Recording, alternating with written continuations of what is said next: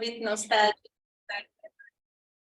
How many times I went to the old KTI building as a research assistant, like 15 years ago. So time flies, but it's really an honor to be here, and I'm also very excited about this project, which is joined with Anikó Bíró and Márta Bisztray from here, and Joao Galindo da Fonseca from University of Montreal, who is online and woke up at 6 a.m. to be here, so that's very much appreciated. So I'm very excited about this project, not only because of the co-authors or the exceptional data that we have a chance to use, but also because this is a question I often think about, even outside of research. So what is the importance of being present, and what are the consequences of not being able to perform in any relationship due to some unforeseen events that are outside of the individual's control? Okay, so here we look at a particular setting, like being absent from work, and what are the consequences on individuals' wage trajectory and reallocation across firms. But I mean, you can imagine that just in general, this question, like what is the effect of being absent from work, is very hard to measure or identify, because people are away from work for so many reasons, like they are laid off, they decide to take leave, and also the longer someone is absent, the more likely that there are long-term productivity losses from being absent, which would then contaminate just the pure effect of being absent from work, which we are after. Okay, so the research question we ask in this paper, so what, like how do temporary short-term spells of absence affect individuals' wage trajectory and reallocation across firms? Okay, so we look at the consequences of being absent from work. Okay, and we use the mildest accidents you can imagine that are drivers behind short-term absence from work for a few months in a definitive setting. So the accidents we consider are really the mildest you can imagine. So fractures or dislocation of joints or mild injuries that then lead to being absent from work for a few months, so 3 to 12 months. Okay, and how do we define being absent from work? So either the individual is not attached to a firm anymore, or the individual is attached to the firm but doesn't supply in a given month any working hours and doesn't have valid wage income data. Okay, and then so the treated individuals we consider are those who had an accident and then were absent for a few months after, but they did return within a year after the accident had happened. Okay, and the control individuals whose wage trajectory we use as a baseline are those who never suffered an accident. Okay, and so it should be on the slides, but so the framework we consider is the wage ladder framework or job ladder framework, in which individuals receive competing wage offers, with which they can either go to a better paying, higher productivity firm, or they can renegotiate their wages in their current firm. So I will be more specific about that, but that's the framework we consider, and we extend that framework with individuals suffering accidents, which then lead to short-term absence, during which none of these wage offers, external wage offers, are arriving. So how do we contribute to the literature? So there is a huge literature, theoretical and empirical, on job ladders that started with the seminal work of Burdett and Mortensen. So in that framework, individuals experience wage growth by sequentially moving to higher paying, better firms. But if they fall back on the ladder, they fall into the state of unemployment, they have to start to climb again. And then they become less selective on what wage offers to accept. So the canonical model is a wage posting setting. So there is so first they're committed to the initial wage posted. And there are a lot of papers that try to quantify the importance of ladders, or documenting like worker flows between firms. Most of these papers are macro papers, and they use structural estimation. Our paper, we think, is the first that uses well-identified individual level shocks to quantify this mechanism related to job ladder that we think was quite overlooked in the literature, this mechanism of missed or foregone opportunities to climb the job ladder. Okay, so that's, I will mention this a few times in this talk, these foregone opportunities to climb the ladder represent essentially wage offers that the individuals did not receive, because the individuals happened to be absent from work due to the accident, but the individual would have received those wage offers had she remained present. Okay. Then there is a huge literature on job displacement, like using mass layoffs, plant closures, or also like other reasons for leave taking, such as maternity or caregiving. Okay, so this is a huge literature, and so one aspect that like based on which we distinguish ourselves from this literature is that first we look at individual level shocks.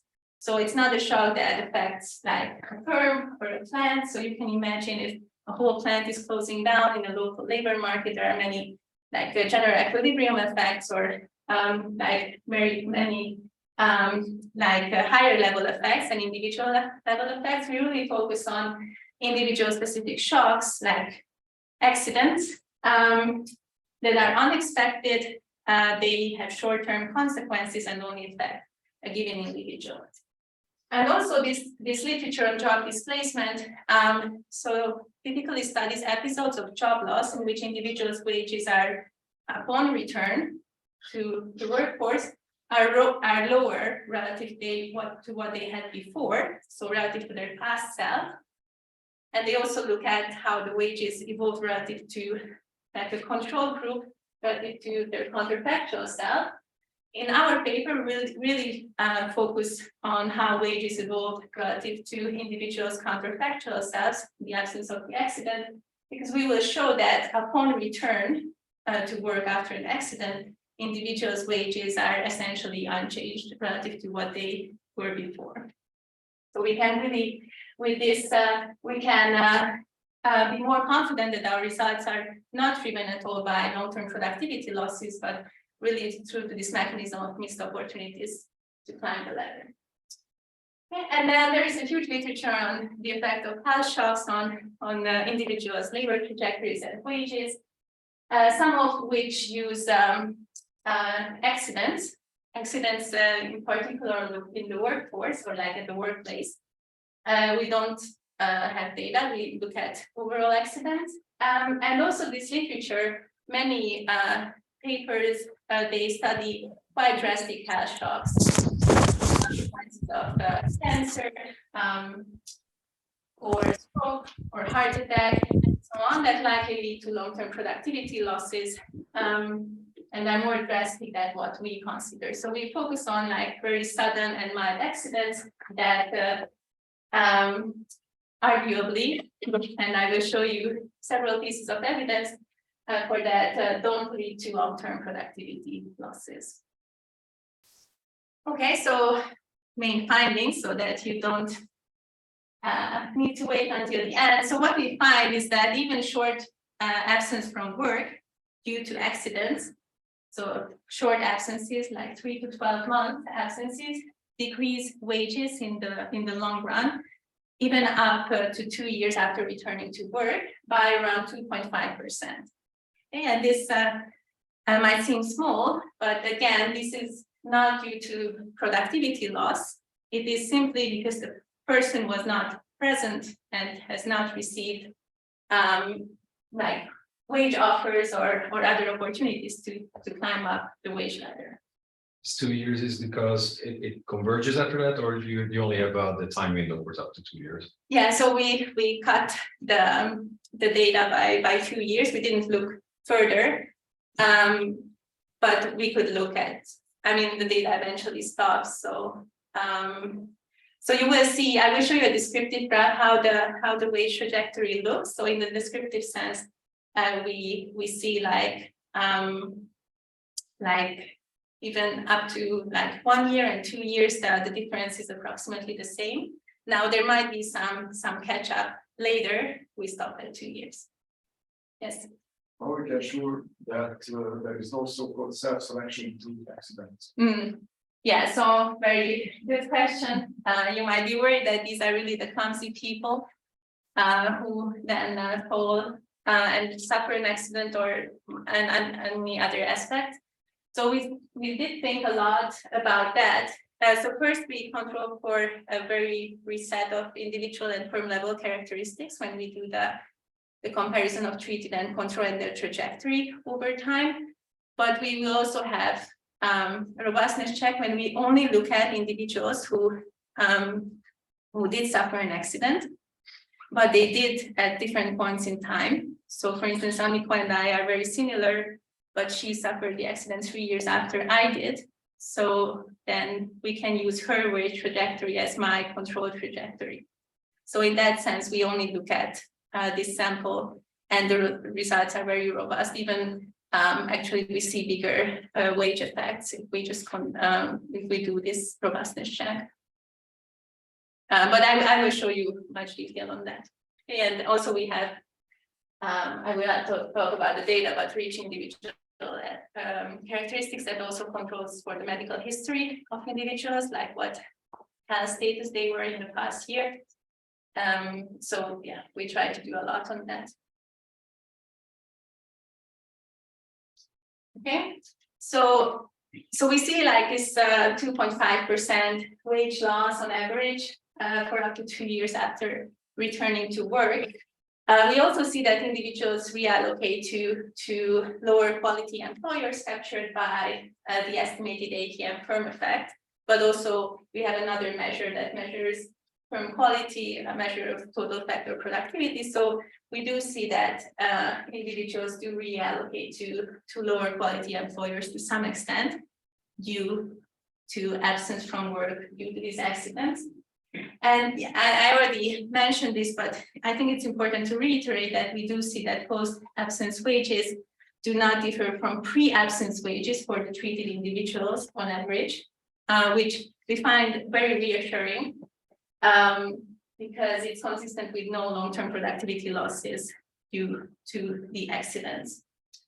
Okay, and when we look at heterogeneity, as just one said, we don't see any differences by gender, and it seems that rather the effects are driven by young and short tenured and white collar individuals, which I mean the young makes sense because they are the individuals who are on the steeper part of their wage trajectory, so being absent from work at that point has bigger consequences. Can you distinguish whether the victims of the accidents were fired? Again? Can you observe whether these guys were fired after the accident? Because in this sense, in this case, it is strange that wages are as large as beforehand.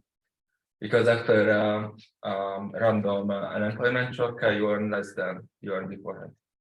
And you mentioned that some people are absent from work because they lost their job, perhaps. I mean, we do see if they are not attached to the firm.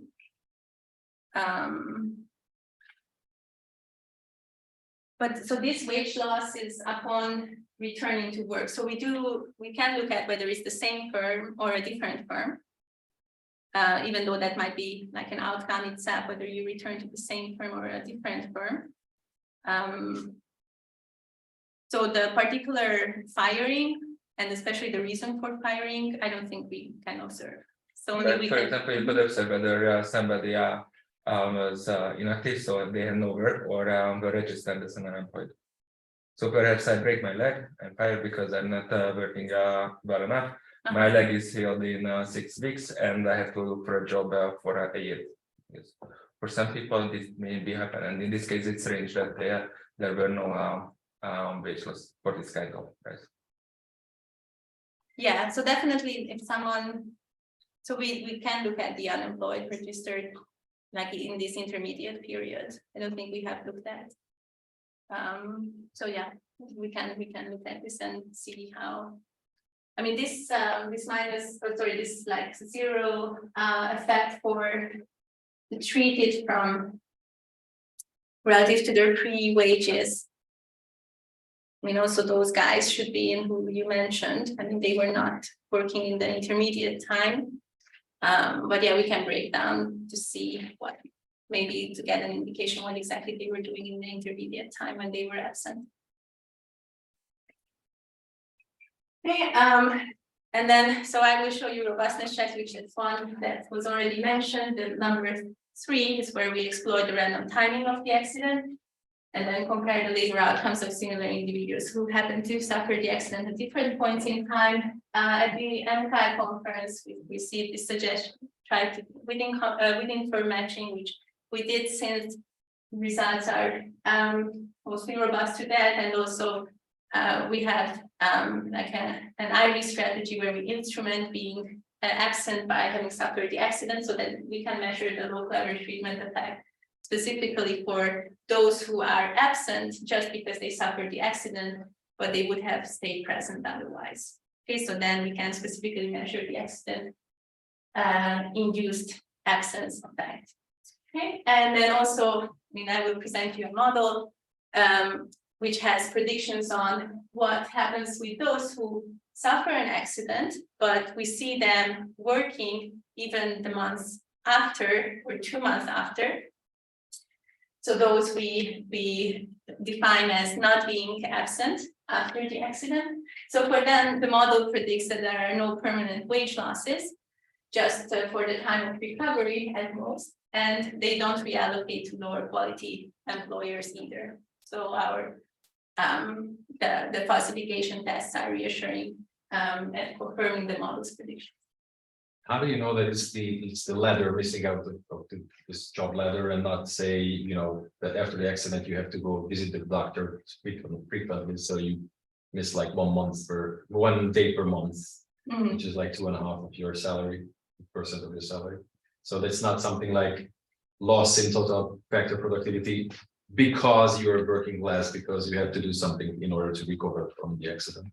Yeah, so we did, I will show you like even study graphs where we look at long-term health outcomes. And we don't see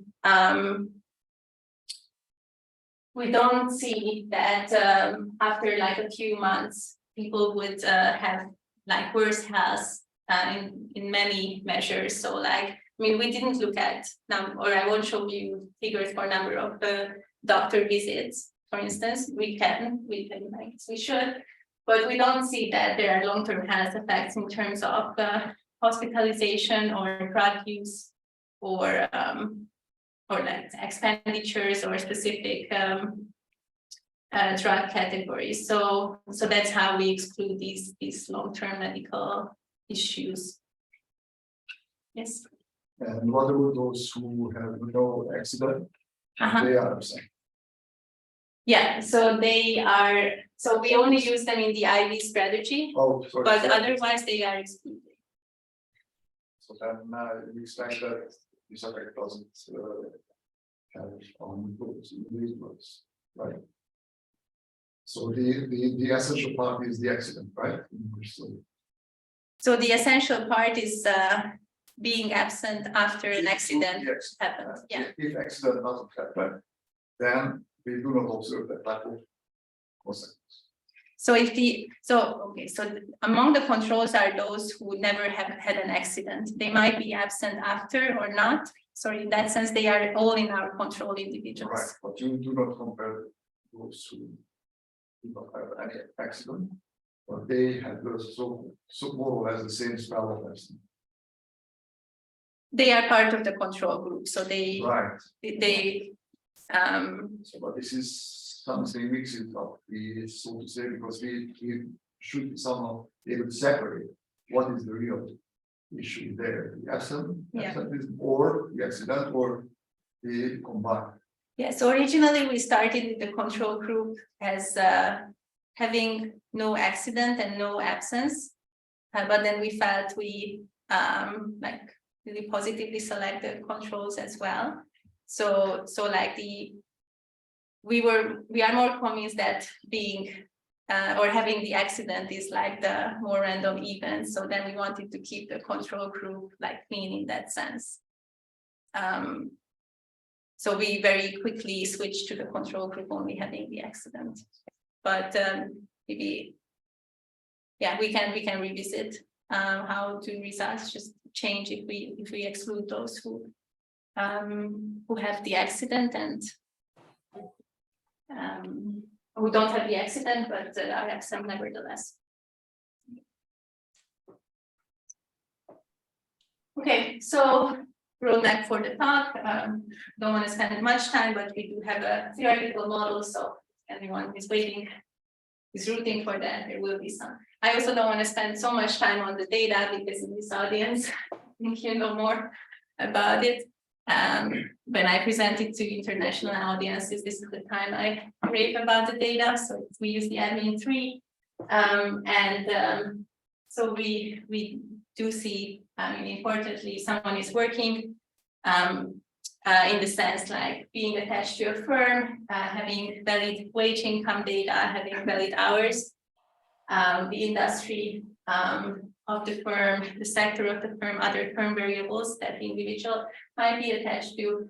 And then, so we use very importantly the BNO code of inpatient episodes from which we identify the accidents. We do see information on transfers like sickness benefit that will be important for defining if someone is employed or is working. And then, yeah, we also look at just to see long-term health effects. We do look at like drug spending before and after the accident. So definitions. So again, the treated are those who suffer an accident, which I will show you in a second which type of accidents do we consider, and is absent thereafter, meaning someone doesn't work the next month after the accident or 2 months later, but does return after 3 to 12 months after the accident had happened. We exclude everyone who returned later than 1 year, so the long-term people who are absent for a very long time, very likely they also take out disability benefits and such, we do exclude them. Okay, and again, so being employed is defined as being attached to a firm with an employment contract and having valid wage income and working hours and being at most 5 days on sickness benefit. And then again, the controls are those who never suffered an accident. And then we do look at individuals who are between 20 and 50 years old. And importantly, they are employed at the time of the accident or at the event. They have to be employed again within a year.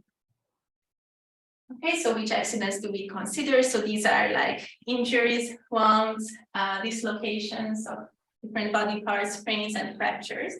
So here you can see the distribution of the individuals by absence status. So as you, I guess, expected, so among those individuals who were absent after the accident, like fractures are overrepresented. Okay, so 60% suffered a fracture, and in particular,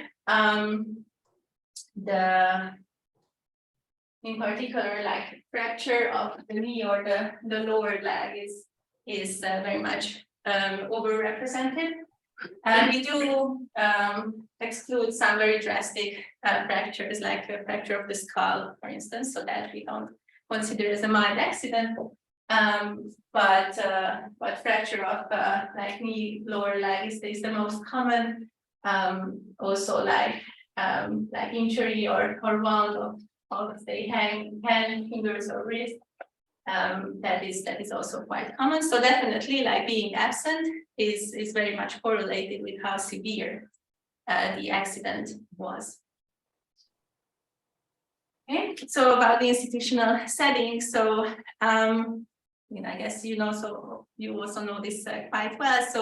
So workers are eligible for sick leave, but at most for 15 days a year. And after that, if they exhaust that 15 days, then they are eligible for sickness benefit for up to 1 year, where, the replacement rate relative or with respect to their previous wage is like 57%. Okay, and it's 100% if the accident happened at the workplace, but we don't observe that. Okay, and so the disability benefit is something different. We don't look at that in this paper. It has much stricter conditions and such. But the employer cannot, the baseline rule is the employer cannot terminate the contract while on being sickness benefit. Okay, so regarding the model, so this is a wage ladder model in which individuals receive competing wage offers, and they can be in various states. So they can be either working or unemployed or being sick.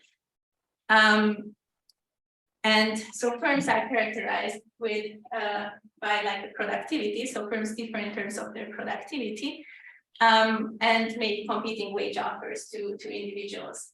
And so the wages of individuals can grow by these competing wage offers. So if I, as an individual, receive an offer from another firm, okay, so first it matters whether that other firm is more productive than my current firm or less productive. And it also depends on, of course, what kind of wage I receive, like to what extent that wage is better. Because if it's better than my current outside option, I might use that in renegotiation with my current firm. Okay, so either individuals can switch to better, higher paying firms due to these competing wage offers. So then there is this between firm movement and between firm wage growth, or they can use that new offer to renegotiate their wage with their current employer, and then they might climb the ladder within the firm. And then at various rates, individuals receive these new offers. They also might become non-employed at a given rate. And then they might suffer an accident at a given rate, which may push them into temporary absence spell within the state of S, during which no offers arrive. Okay, so we assume that during absence, there are no competing wage offers arriving. And then what are the model's predictions? We have the proofs in the paper if you want to look at, but for now, so the wage is expected to be lower upon returning to employment, and also firm productivity is expected to be lower upon returning to employment, already upon return and all future periods after, than in the counterfactual of no accident. Okay. But importantly, relative to individuals' past selves, so relative to what they had before the accident, the wage is now expected to be lower. And the intuition is that the absence due to the accident is a simple cause in the individual's careers, and during which there are no wage offers and no opportunity to climb the ladder. Now, there are also predictions for those who are not absent after an accident, and there the model predicts that at most the wage should be lower during the time of recovery, but not in the long run. So after the health recovers, the entire wage pass is expected to be identical to the counterfactual of no accident, and employer productivity should not change either. So if the accident only causes absence, then what does the accidents without absence means in the model?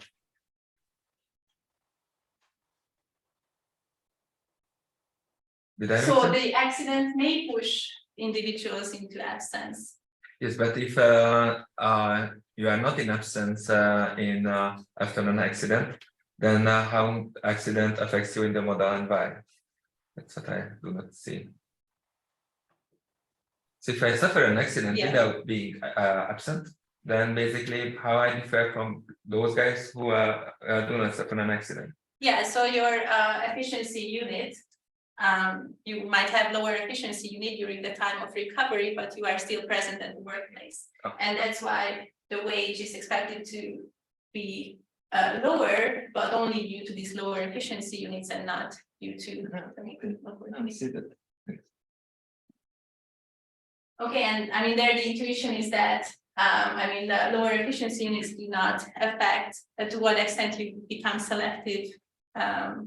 So it doesn't affect your selectivity of competing wage offers. Okay.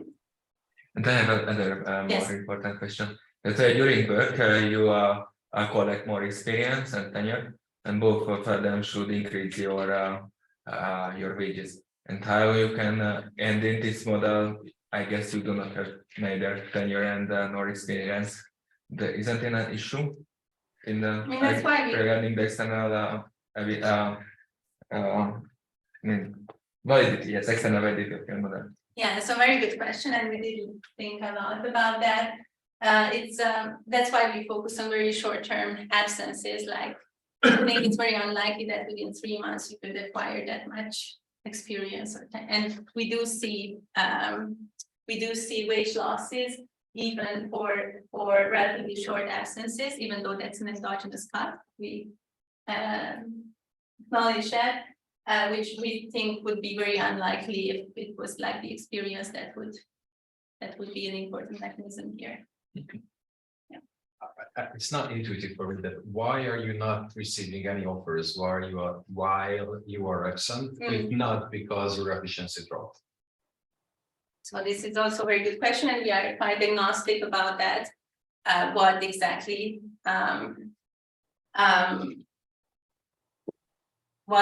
that means, or I mean, there can be many stories you can imagine. So simply you are not absent, so you are not present at work, you are absent. Simply can happen that you simply don't hear about some other job opportunities at other firms that you would hear about if you were present, or meaning absent means that other firms don't hear about you during that time, or other firms don't hear about how great you are in your current job. So we think of these scenarios.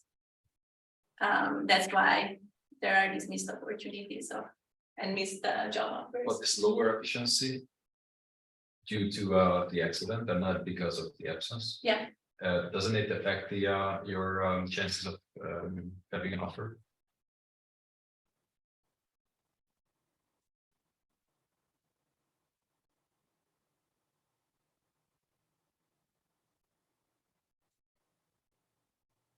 Yeah, I would have to think that through on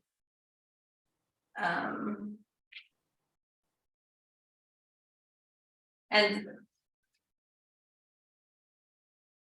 yeah, I would have to think, because for like the first story I told you, like simply you don't hear about them, even your efficiency is lower, but you are around, you are hearing about those. Now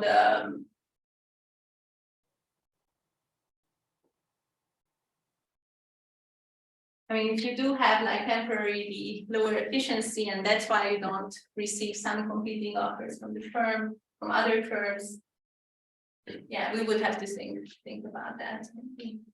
Maybe my co-authors immediately know the answer, but I don't see it right now. Okay, good point. Yeah, I'm not writing in future. Okay, that's okay. They already woke up early. So this is the first, let me show you some data. And yeah, I guess I need to speed up a bit, but I mean, if you take away this figure, I think you already got half of the story or the presentation. So what do we see here? So this is a very descriptive graph where we simply took, I mean, the control individuals, so those who suffered and who never suffered an accident, and the treated individuals, so those with the red who did suffer an accident and were absent thereafter for 3 to 12 months, but did return after at the latest a year after the accident had happened. And we normalize, or so we do look at their wage trajectory around the time of the event. We only take out individual fixed effects, so we take all observations in at least 3 of these individuals. In this 3 years window around the time of the event, we take out the individual fixed effect, and then we plot the average residuals across the months around the event. Okay, we don't take out the time fixed effect because we do want to see how the wage trajectory of controls evolve. And we do see that they continuously climb the ladder as predicted by our framework in the absence of an accident. That's exactly what should happen to them. At the same time, so they are treated, so they do suffer an accident at even time 0. Okay, and now, so then they are absent for 1 or 2 months. Some of them do return after 3 months, so those are the first red dots. Some of them do return after in the 4th month, so then those who returned after 3 months constitute the second red dot, and so on. So you do see that, I mean, before the accident or before the event, there is not much difference between the treated and control, but I mean, there is like a large, like the treated's average residual wage is much lower, like 3 months after the event happened. Then there is like some catch up in this descriptive graph, but even like 2 years, or like 36 months after the event happened, like there is this few percentage point difference between the residual wages of the treated and the controls. Okay, so this, I mean, you remember this, that's already great. And all the rest of the talk is about like setting this up in a definitive framework, robustness, heterogeneity, falsification, and such. Okay, so to come back on like how good these accidents are, how unexpected, and so on. We do look at health outcomes in an event study setting, in which we only, so here I will only look at, show you some figures for those who did suffer an accident, and I will show you event study coefficient estimates, so those delta estimates for those who were absent and non-absent thereafter. So you can also assess for yourself is there some selection for among those who were absent after an accident versus not. So essentially, we consider an outcome, say number of sickness benefit days in a given month, or hospitalization in a given month, and so on. So that's the outcome O. Then we take out time fixed effect, individual fixed effect, and then we graph I will show you the coefficient estimates for delta in this event study setup where we normalize like 1 year prior to the event to be. Oh, sorry, we don't normalize. We will show you exactly the data case for this regression. Okay, so again, those who were absent and had an accident, they are with the red dot. Those who had an accident but were not absent are with the gray dot with a 95% confidence interval. And so what you can see that prior to the event, there is again no difference between those who were absent versus those who were not, but then the number of sickness benefit days increase like 1 month after the accident happened for those who were absent, and then it winds down within a year. Okay, so this graph is partially by construction because we only define being absent if the number of sickness benefit days is more than 5 in a given month. If it's so someone to be employed, that person had to have like sickness benefit days less than 5. But maybe more important, so for hospitalization, we do see that there is an increase in the propensity of being hospitalized like after the event happened and not before. And it's larger for those who were absent, for also for them the tapering off is slower, but it does taper off within like a half year after the event happened. So for prescription drug spending, so this is all drug spending.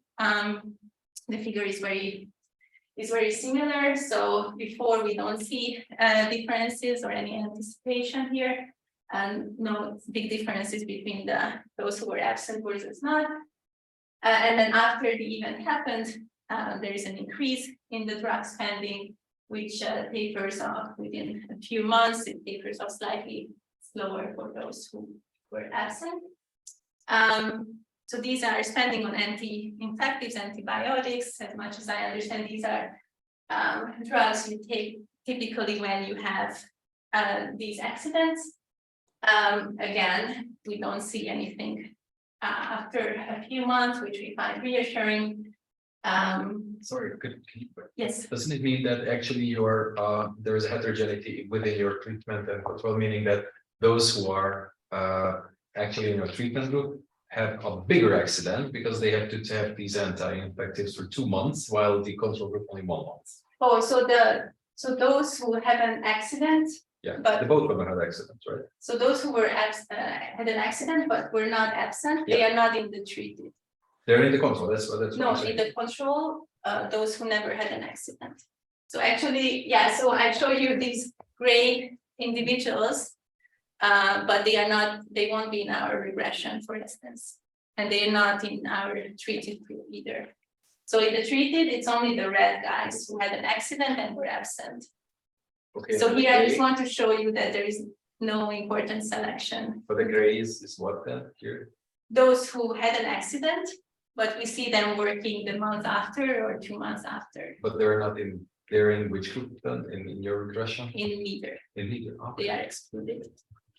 But we do look at them when we do the falsification exercise.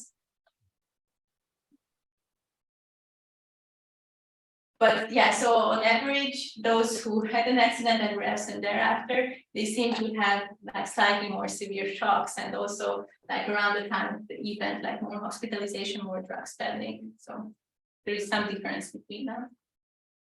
Okay, so musculoskeletal drugs, it's so that very similar pattern.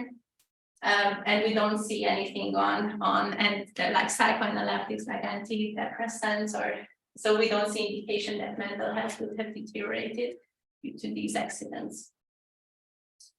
Okay, so let me go to the regression estimation equation.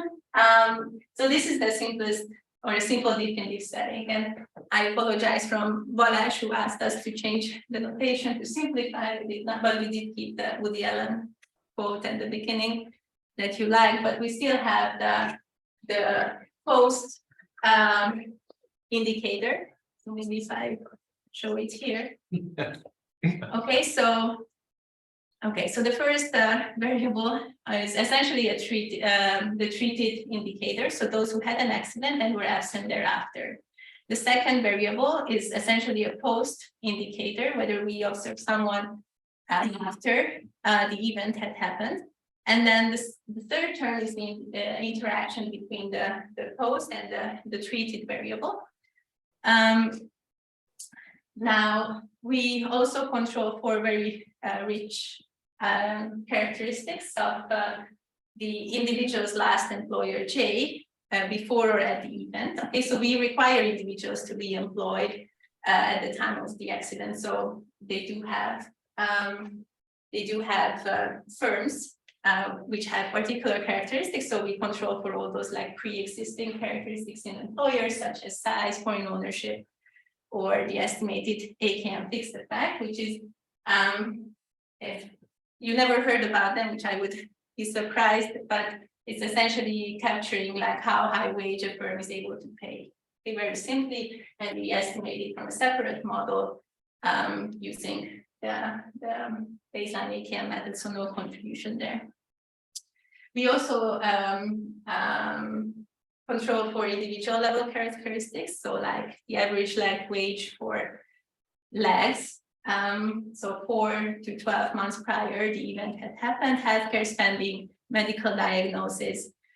We control for the estimated individual AKM fixed effect, which so I think there was a question on selection. So this should also take care to some extent of that selection, and then gender, occupation, industrial age, time fixed effects, length of absence fixed effects. Okay, and then what should we look at in this regression? So alpha 2 will tell you to what extent the control individuals were essentially climbing the ladder if the outcome is wage, for instance. And alpha 3 shows the effect of absence due to an accident or following an accident relative to the counterfactual of no accident. So alpha 3 is really the coefficient that you should be looking for, but also the the sum of alpha 2 and alpha 3 is important because that shows to what extent the treated, say, wage is different from relative to what they had before. Okay, so here we can assess whether there are indications of long-term productivity losses. And so I think our model is really like beautiful in that sense that it delivers testable predictions for the signs of alpha 2 and alpha 3. So alpha 2 is expected to be positive, consistent with this notion of individuals climbing the ladder in the absence of an event, but alpha 3 is expected to be negative due to the missed opportunities to climb the ladder. And then also the sum of alpha 2 and alpha 3 is expected to be at least non-negative. So.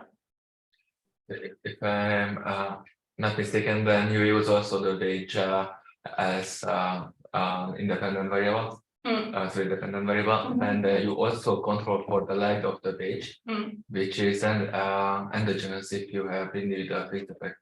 So here we don't have individual fixed effects. Or what do you mean? So we have this AKM, estimated AKM fixed effect, which is like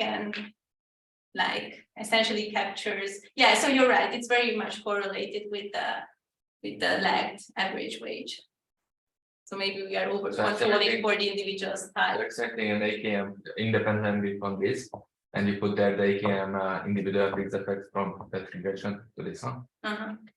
So you're right, those are like highly correlated, and we can check what happens if we don't include the estimated individual AKM fixed effect. So here we're really trying to control for like pre-selection. Actually, like alpha 1 shows us to what extent our included controls capture initial selection. Okay, and then the identification assumption is that in like we should have parallel transfer treatment control, which I mean, like in the absence of the treatment, the trends should go parallel, and then conditional on those axes. And I mean, the event should not be anticipated. So I hope I convinced you with the event studies that at least in terms of the health outcomes I showed you, we don't see like anticipation. Okay, so I don't know to what extent. Yes. Just over that the abstinence length.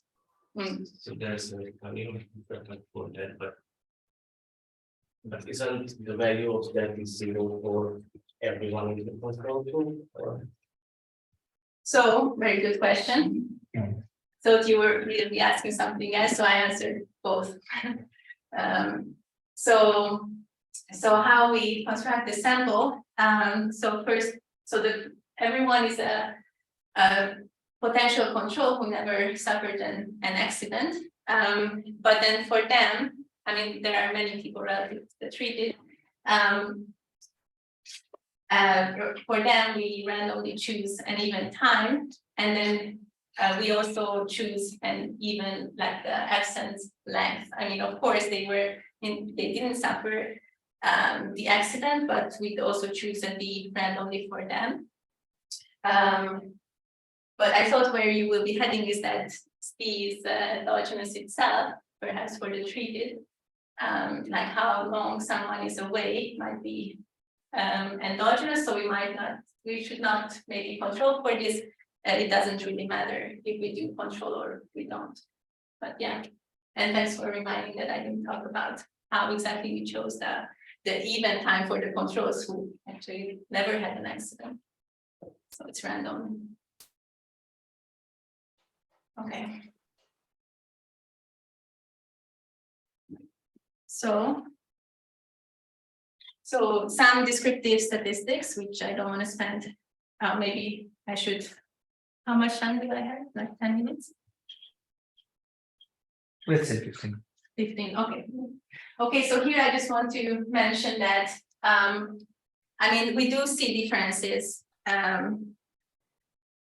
among those who were absent versus not after an accident. We do see differences in the sample. Now, all of these differences are controlled for in the regression. So just want to again like highlight that we do control for a lot of like pre-accident characteristics. Now, in terms of like number of observations, so there are like around 12,000 individuals in our sample who had an accident and were absent after, and we do have like more than 500,000 controlled individuals. Okay, so main estimates. So this table in the column titles, you can see the outcomes. So for instance, in column 1, the outcome is the log wage of the individual upon returning. So again, for some individuals, this is after 3 months, for some individuals, it's after 6 months, 12 months. Okay, and then, so essentially this first coefficient estimate is indicative of like any, like after controlling for a risk set of covariates, is there any remaining difference between treated and control? The second coefficient captures to what extent the controls are climbing the ladder in the absence of any event, and it indicates that, I mean, consistent with model predictions, they do have like approximately 6% higher wage upon return, so after the random D periods. But we also see that consistent with our model predictions, those who had an accident and were absent thereafter upon return, they have approximately 5% lower wage than relative to the control individuals. Okay, so upon return, there is this 5% wage loss, which then 1 year after return is around 2.3%. And then after 2 years, it's around like 2.8%. Okay, standard errors here are clustered at the year times month level. And yeah, that's what I wanted to say. The second, fourth, and sixth outcomes in those columns are the estimated firm effect. Okay, so here, this is essentially measured in like log wages as well. So again, the higher this estimated AKM firm effect, the higher wage the firm is able to pay on average. Okay, so this is one measure of firm quality that the literature often considers, and we take that as given. So here what we see is that also in terms of the AKM firm effect, individuals are climbing the ladder, the control individuals in the absence of the event. And then the treated, so those with accident and an absence spell, they do end up at lower quality firms according to this measure upon return and 2 years after. The point estimate and the significance is lower in absolute value, like 1 year after. And just one thing that here maybe like how do we interpret this number? So here it's so the baseline mean in the control group for this outcome is like 0.025. So upon return, this corresponds to a minus 1.16 percentage point decrease in the term quality as this measure. Isn't the story here is that, you know, if some people are absent, somebody else has to do the job, so they get the money and not those who are absent. I see. So some substitution. Yeah. Mm-hmm. And so it's not the job ladder, it's just you're not here, so you're not getting any money. I mean, and then you know, some of your tests are taken over by those who are not absent. So very good. So there is a paper by, I just looked at it today with Anikó, so Johansson et al. It's revised and restarted and restarted, looks at this competition effect exactly that you're mentioning. And the Norwegian setting, like if more of my competitors at my firm are away for whatever reasons, parental leave in that case, to what extent does, like, how does that affect my wage trajectory? So, yeah, so we do plan to look at this competition effect, not exactly this setting. Here, I cannot say, we didn't look at like, if actually, at one point we were considering exactly this question, like to what extent do competitors benefit if I'm away because of an accident? Very good question. I don't know yet the answer. Sample attrition is because of unemployment, or right? It's like more like the sample stops. Mm-hmm. or that's what, no, that's not what you are. So like, I don't know, we cannot look at what If I have happens an in 2 years. accident very late in the data set, then Exactly. I'm not upset. Exactly. But you should think about unemployment here, Unemployment. because it may be a highly non-random. And perhaps some people from the control group are fired, and an accident may affect my firing probability 2 years after my accident as well. And I guess you cannot estimate a wage for those guys, and that's why your sample will be maybe not randomized that they were at the beginning. Yeah, that's a very good point. We should look at, or we could look at, like, do we see like long-term effects for becoming unemployed? I mean, so the law in principle protects individuals for a year, but yeah, what is happening is there anything happening like 2 years after that is resulting from these accidents? We can look at which like, and then think of that exactly. Or and if settle you the position. some kind of wage for unemployed and rerun the same Okay. question. Okay.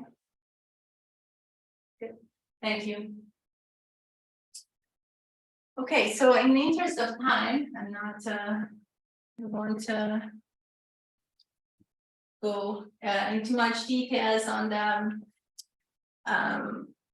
the robustness, but I just want to mention that, yeah, we do have like a robustness check essentially, where we instrument being absent with having suffered the accident. So then we measure the effect for the compliers, which is really the accident-induced absence, which, I mean, I think in this case, the compliers are really the population we are, or subpopulation we are interested in, who are absent if they suffered the accident, but they would have stayed present otherwise. Now the identification assumptions are different there, but very reassuringly, because we see that individuals' wages, treated wages upon return is not smaller than what they had before. We think that the exclusion restriction is defendable. Okay, and then results are extremely robust, actually even stronger. The first stage is extremely strong. So we do see, if you look at the third row for coefficients, that individuals have treated relative to the counterfactual have lower wage and lower firm quality even 2 years after return to work. Maybe I have to skip this. Within firm matching, so there we match individuals within the same firm, but also with very similar wages. So we have exact matching on gender, firm identifier at the time of the accident, wage the assigned at the time of the accident, even time and duration of absence. I mean, results, especially for the firm effect, are extremely robust to that. And then in terms of like those who suffered an accident but were not absent thereafter, we also look at what is their wage trajectory and firm quality trajectory 1 month, 2 months, 3 months, and so on, months after the accident had happened. And what we see is, if you look at the third row, like 1 month and 2 months after the accident, they had significantly lower wages than what they would have had otherwise. But then actually some of the relative wages even turn into positive. So we don't see any long-term wage losses for these individuals as predicted by the model. They were present, just maybe with a lower efficiency for a few months. And then in terms of the firm effect, we also don't see anything after like 2 months after the accident. In terms of heterogeneity, so we see that upon return wage losses are driven by short tenured young individuals with not much difference on occupation or gender. And that's also reassuring. So this is really not about construction workers breaking their leg and not being able to work again. If anything, actually the long-term effects are even larger in absolute value for white collar individuals. So for instance, the upon return firm effect is larger in absolute value for white collars, and in the confidence intervals almost don't overlap. Also the for younger and the short tenured individuals, we see larger effects.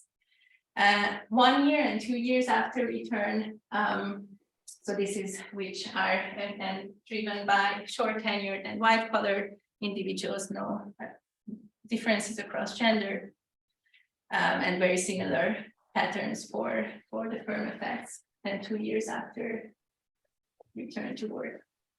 Okay, so the last thing I just want to mention that, of course, you might wonder about the mechanism, like to what extent is really that individuals miss out wage opportunities that would help them to go to better firms, versus they miss out opportunities to climb the ladder within their own firm. Actually, here we can utilize a really simple proposition coming from the model. So essentially, essentially any wage variation would be decomposed into like a within wage variation part that is really capturing the climbing the ladder within firm, and then the between firm variation, where essentially this first term in equation 4, this gamma 1 delta log y, is essentially the estimated firm effect from our regressions. So if I go back to the main table, and then, for instance, if I divide this number with this number, that would tell me that around 6% of the wage losses upon return to work comes, or like 7% comes from missed opportunities to go to higher paying employer, and this share increases over time. So it's like 12% 1 year later, 20% 2 years later, which we thought is interesting. Okay, so just to summarize, I hope I could present some convincing evidence that even short-term absences from work could have detrimental effect on wage trajectories and who works at what firms. And here we consider like mildest accidents with no long-term productivity losses. Even there we do see like 2.5% decrease in wages for up to 2 years. And we do see that individuals do reallocate to lower quality employers. And we think that this effect is coming from these missed opportunities to climb the job ladder. Okay, so thank you very much.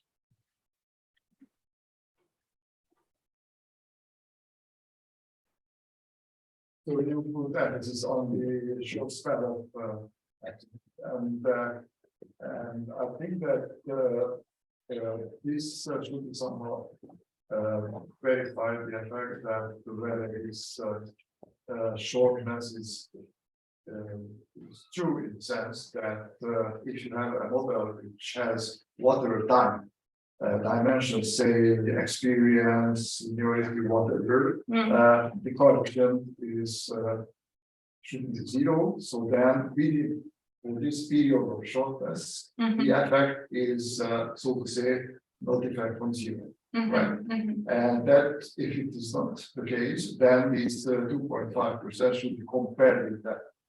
So the interpretation might be somewhat different, that who is absent for this even short span of time, perhaps slide it back to the next goal. Okay. Okay, yeah, we will think about that definitely. Thank you. Yes. Really like this paper, it was very interesting.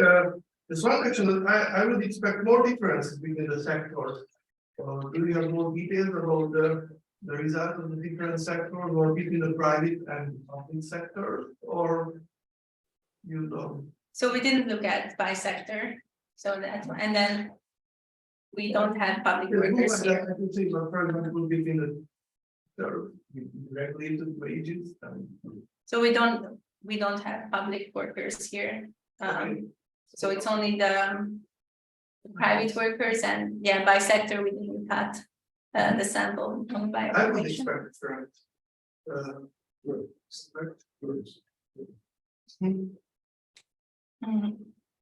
Yeah, the sector definitely we can check.